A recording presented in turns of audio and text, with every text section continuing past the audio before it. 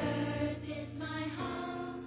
I promise to keep it healthy and beautiful. I will love the land, the air, the water, and all living creatures. I will be a defender. My name is Commissioner Frank Avila, and I'm a commissioner at the Metropolitan Water Reclamation District of Greater Chicago. And today our show is, I'm going to speak with kids about the water environment. And with me on the show, I have kids from the Chicagoland area. On my left, I have Zach and Destiny. I'm glad to have you on my show, Zach and Destiny. And also on my right, I have Michael, Patrick, David, and Jack. I'm glad you're on my show. And these are kids from the Chicagoland area. And we're going to talk about the water environment. As a commissioner, I attended a conference down in San Diego, and it was sponsored by the Water Environment Federation. And they had a booth there, and the booth was geared towards kids and what they're doing with kids throughout the whole world. And they had a kit, and the kit is called, I'm going to pick up the kit, and the kit is called World Water Monitoring Day, and this is a kit, and this kit is specifically designed for kids of all ages. Could be 5 years old to kids that are 90 years old, because we're all kids. And this kit as tests different things. It tests 4 things about the water environment, and one of the things that it tests is dissolved oxygen. And Zach, would you please read what dissolved oxygen, what it tests for? Yes. It measures how many molecules of oxygen are in the water. Since oxygen is important to fish and other aquatic life, higher DO readings support more diverse species and a healthier ecosystem. Low levels of DO can weaken or kill and other aquatic lives. Yeah, and what Zach just read, and when he said DO, that's dissolved oxygen. You know, underwater we call aquatic life, that they need dissolved oxygen to live. Like what do we need on the earth to breathe? What do we need? Food. Huh? Food. Food? No, we need food, but we need what? Air, right? We need to breathe. We need to breathe for as a human being, so we could live, and that's why the aquatic life needs dissolved oxygen, and so that's one of the tests that this kit will test for. And another test that that we do with this kit is called pH, and I'm going to ask Destiny to read what pH is all about. Measures how acidic or basic a liquid is. pH is measured on a scale from 0 to 14, where 1 is the most acidic, 14 is most basic, and 7 is neutral. A pH between 6.5 and 8.5 is favorable for supporting life and in neutral waters. And pH, you know, in our system also, as a human being, we need the average pH also of 7 also, but it could range from 5 to 6, 5 to 8, because we need also a proper pH in our system too. And so, you know, it's strange that the aquatic life needs what? Dissolved oxygen to breathe underwater, and as a human being, we need what? Air to breathe, right? And also they need a pH for them to survive also. Now, another test that we do with this kit, we test the turbidity, and Zach is going to read what that is about. Turbidity, it measures the water's clarity. Debris, sand, silt, and other materials can make the water less clear. Turbidity can impact the aquatic ecosystem by affecting photosynthesis, respiration, and reproduction of aquatic life.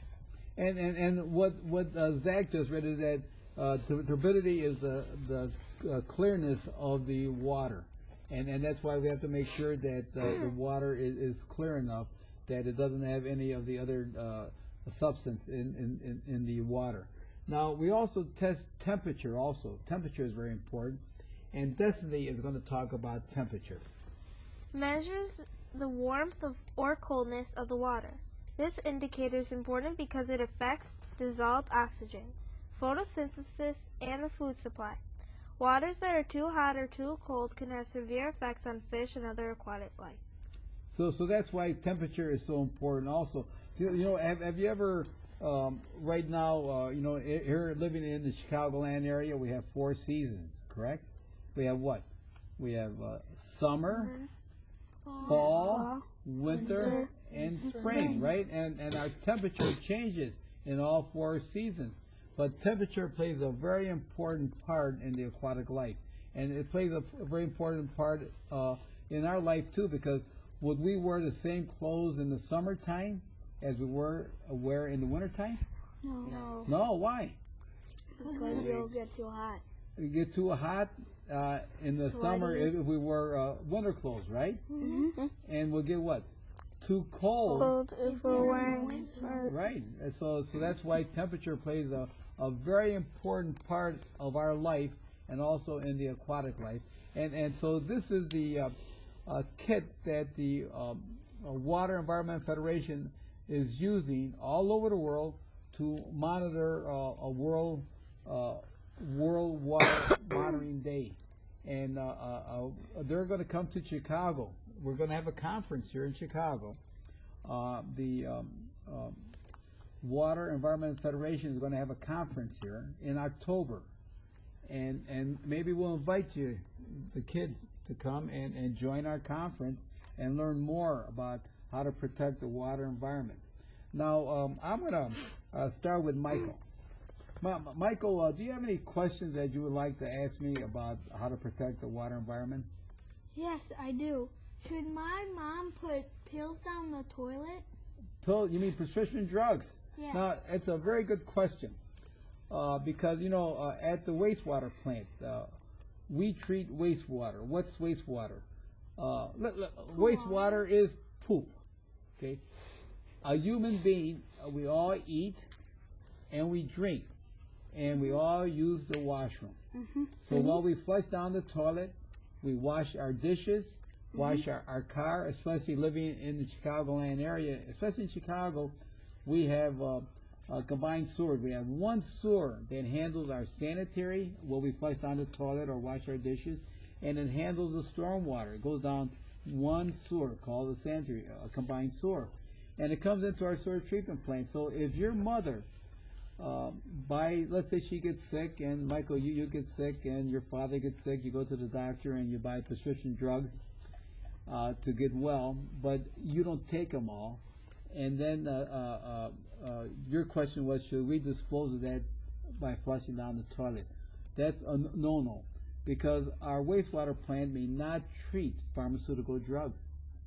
And what does that do? It goes into the environment because we discharge that into our channels. And what's going to happen is that, Michael, let's say you get sick, and Zach will get sick, and Destiny will get sick, and they have 3 different prescriptions, 3 different compounds, 3 different ingredients in that prescription, and they combine, and they may form another type of prescription, assimilate another type of drug, which will be harmful for the environment. So the best way to dispose of pharmaceutical drugs is if you have any cat litter, if you have a cat, you have the cat litter, well, mix it in the cat litter, or if you coffee grounds, or mix it with some type of ingredients, and wrap it up very carefully, and then throw it into your garbage can. But never dispose of pharmaceutical drugs by flushing it down the toilet. Now, Patrick, do you have any questions to talk about the water Yes, I environment? do. What is stormwater? What is stormwater? Stormwater, as I mentioned, living here in Chicago, we have combined sewers, which are wastewater, what you flush down the toilet, wash your dishes, go into the same sewer. And stormwater is when it rains, and all that rain will drop onto Earth. And here in the Chicagoland area, majority of our land is paved. We have streets with curb and gutter and catch basins at the curb and gutter. And when it rains, all that storm water, all that rain that's coming down will come into the catch basin. It'll go flow into our local sewers, and from our local sewers it goes into our interceptor sewers, which we own, and then it goes into our sewer treatment plant. So stormwater is water that comes down from the rain. That's stormwater. Now, David, do you have any questions? Oh, yes, I do. Where did you go to school? Where did I go to school? Well, you know, I was born and raised here in Chicago, and I went to a grammar school here in Chicago. I graduated from Progress School with Ebenezer Lutheran School, and then I went to high school, public high school, Harrison High School. And from Harrison High School, when I graduated, I got a job on the docks, and I came home and I told my mother, you know, I'm not going to work like this all my life. So I went to Crane Junior College. It was a city college located on the west side. And then I finished my first year at Crane Junior College. And then I went down and I spent 2 years at the University of Illinois Navy Pier. At that time, we didn't have that big amusement park that sticks out of Lake Michigan. It's called Navy Pier. At that time, they converted that into a 2-year extension of the University of Illinois, and I went by 2 years there, and then I finished up my next 2 years down in Champaign-Urbana, and I received a Bachelor of Science in Civil Engineering, and then I went and received my Master's in Finance, and I received that at the University of Arizona. So that's where I went to school. Thank you. Now, Jack, what questions do you have about how to protect the water environment? Commissioner Oliva, what are some of the chemicals of concern that you deal with at the plant? Well, we deal with a lot of chemicals of concern. Right now, the thing that we're concerned with, as I mentioned to Michael, is that it's called compounds of emerging concerns right now.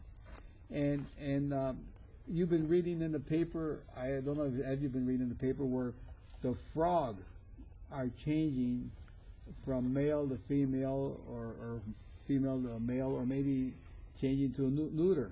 And right now we're doing research on what's causing that.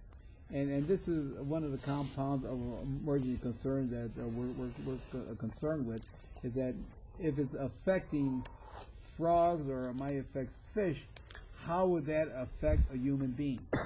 So under the Water Environment Federation, they have a task force now, a committee, to investigate the problems associated with compounds of emerging concerns, and basically that's what we're doing right now.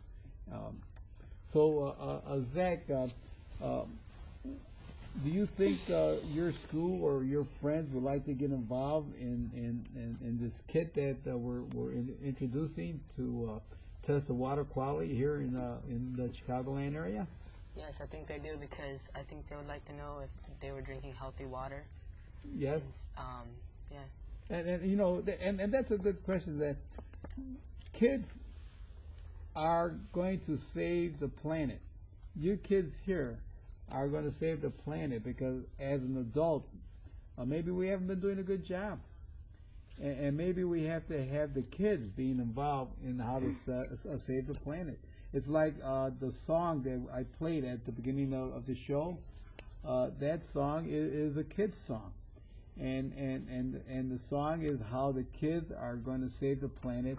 And so there's hope in the world, because you kids now are concerned about the environment there. And so do you have any other questions, Michael, to ask? Yes, I do. What is sanitary water? What is sanitary water? Sanitary wastewater. Sanitary wastewater, as I mentioned, we all like to eat and drink. But we all, after we eat and drink, we use the washroom, because we have to go to the washroom. So it's what you flush down the toilet.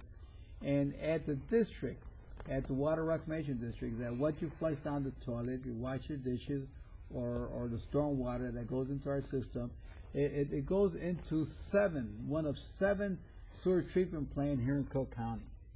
And we have the largest wastewater plant in the world. It's Stickney, a water reclamation plant. That's in Stickney, Illinois. And that could treat up to approximately 1.2 billion gallons of wastewater a day, the largest in the world. Here in Cook County, we take care of, we treat wastewater up to 5 million people here in Cook County. And we also handle an industry and manufacturing here in Cook County, which equates to another 5 million people. So we could treat approximately 10 million people here in Cook County. Because, you know, here in Cook County, we all like to eat and drink, but during the day, we have to use that facility. We have to go to the washroom and flush that toilet. And so that's wastewater. Now, Patrick, do you have any questions? Yes, I do. Why does Chicago have combination sewers? Why does Chicago have combination sewers? Well, you know, when they started Chicago, the district is approximately 119 years old, and our birthday was yesterday. And it started out that no one ever thought that Chicago would get to be about 5 million people. No one ever thought that we'd all be using the washroom. No one ever thought that we have this large amount of rain. And so they only made one system. They only made one system to handle wastewater and stormwater. And that's why we have one sewer, because we didn't think that we would need separate stormwater system and a wastewater, a sanitary system. So it's just the way Chicago grew. Thank you. Now, David, do you have any questions? Yes, I do. My house in Wisconsin has a septic system. Yeah. What is that? Well, a septic system, you probably live out in a rural community where they probably don't have a wastewater sewage treatment facilities out there. And so you have your own little treatment plant in your own, it's probably in your backyard.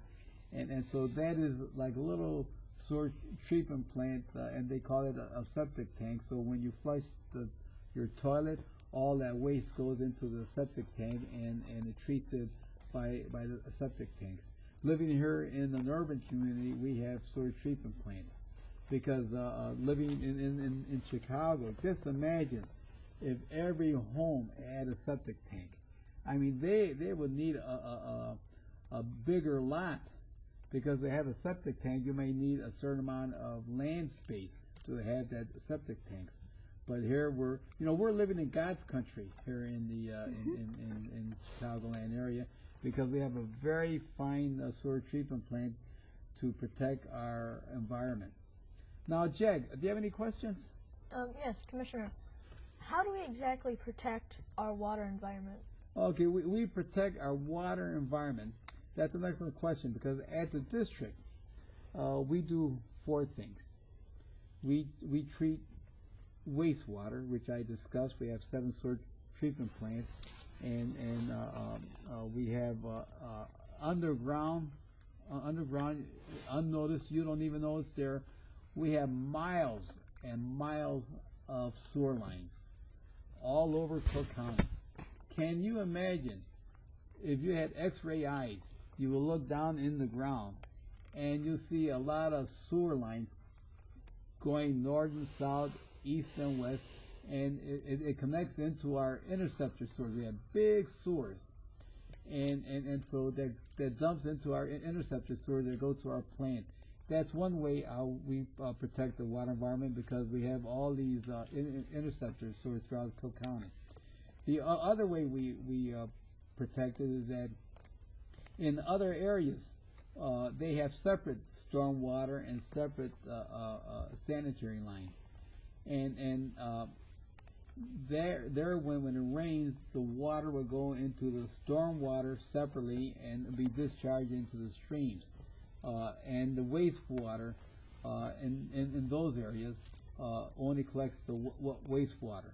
So we protect Lake Michigan. We protect Lake Michigan by making sure that no one is putting pollution into Lake Michigan. We have a whole department where a pollution department where our staff will go out and monitor the industry and make sure that they're not discharging any pollutant into Lake Michigan. Now, do you have any more questions, Michael? Do you like being commissioner, and why? Oh, sure. I love being a commissioner. As I mentioned, my background is I have a Bachelor of Science in Civil Engineering. I've been practicing civil engineering for 46 years. I'm a professional land surveyor, and I've been practicing that for 46 years. And I'm also an environmentalist. That I am concerned about the environment, and my education and experience is exactly dealing with what I am doing as a commissioner at the Metropolitan Water Reclamation District of Greater Chicago. I own my own company, and I owned that over 27 years or 30 years. And when I had my company, the projects that we worked on, we did flood studies. We did sewer design, we designed bridges, we designed roads, highways, and when you're designing roads and highways, you're considering about the drainage that probably on a street here in Chicago, that you have to have a certain slope on your street, so when it rains, the water will slope down to the curb, and the catch basin will collect all that water. So I enjoy it because this is what I went to school for. Now, do you have any more questions, Michael? Yes. Where does Chicago get its water from? Where does Chicago get its water from? Chicago is very fortunate. As I mentioned, we're living in God's country. And of all the water in the world, 1% is surface water. And what that means is that we drink water and we treat water to drink from surface water. And 18% of that 1% of surface water is right here in the Great Lakes. And we get our water from Lake Michigan. And you know, our body is made up of what? Predominantly what? Water. Right? Mm-hmm. Our body is made up of water, so we need water. And so 90% of all the fresh surface water in the world, in the United States, is right here in the Great Lakes. So we get our water from Lake Michigan, and that's why it's very important that we have to protect our water supply, which is Lake Michigan.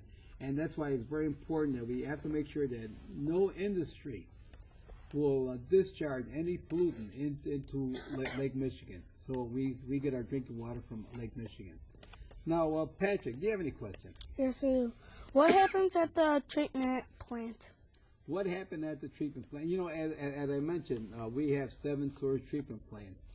And all the wastewater that comes into our plant, the first thing that it hits when it comes to our treatment plant is that we have grates or a stream, and they have bars which opening about 2 inches. That when the wastewater comes and hit that stream, it collects all the debris and let the liquid portion of it comes in between the 2 inches to flow into the plant. Because if we allow all that debris to come into the plant, it's going to hurt all our pumps. And so that's the first step in treating wastewater when it comes into our plants. And then it hits various tanks because the solids will settle down to the ground, and we have scrapers to scrape them up, and then the liquid will continue on. And like in our bodies, we have good bugs and bad bugs. And the good bugs will eat the bad bugs. And that's how we process our water. And then at the end, it comes out two ways. It comes out effluent, which is liquid, and solid, which is biosolid. It's just like us when we eat, right? When we eat, our waste comes out two ways too, right? Right? Right? It comes out our urine, you know, and our solids. The same way, because our body acts like a treatment plant also, because we have the good bugs and the bad bugs. And that's how it happens at the district. You know, one of these days I'm going to take you kids on a tour. And anyone out there watching this show, if they want to have a tour at the sewage treatment plant, I'll take them out and have a tour. The only criteria we have is that you have to be in 7th grade or higher. 7th grade or higher, and you can visit any plant that we have at our facility. They have 7 sewage treatment plant.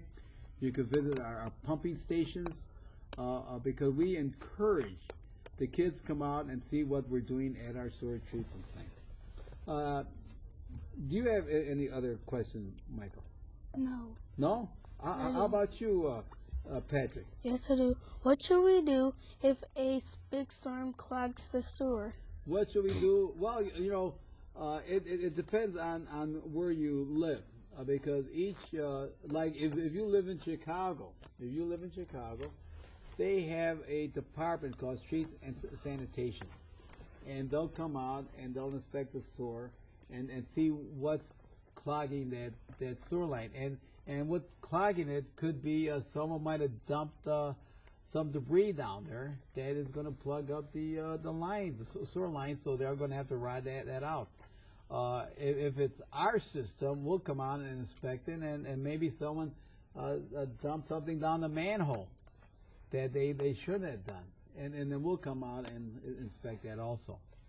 Now let's just get back to what happens when we treat wastewater when it comes to our sewage treatment plant, because I want to explain the first step when it hits the streams and the collector, because they go through different steps in treating our wastewater. And we have a digester that we have a whole, it takes about 5 or 6 steps as it moves through the plant. And I think maybe the best way, next time you're at my show, because I want you kids to come again on my show, I'm going to bring a diagram. We're going to bring a diagram, and I think our next show that we're going to do, we're going to have a diagram on how the process of treating wastewater as it moves through our sewer treatment plant. Do you think your kids will like that? Huh? Yes. Because for me to explain it and for the audience to understand it, I think we need a diagram.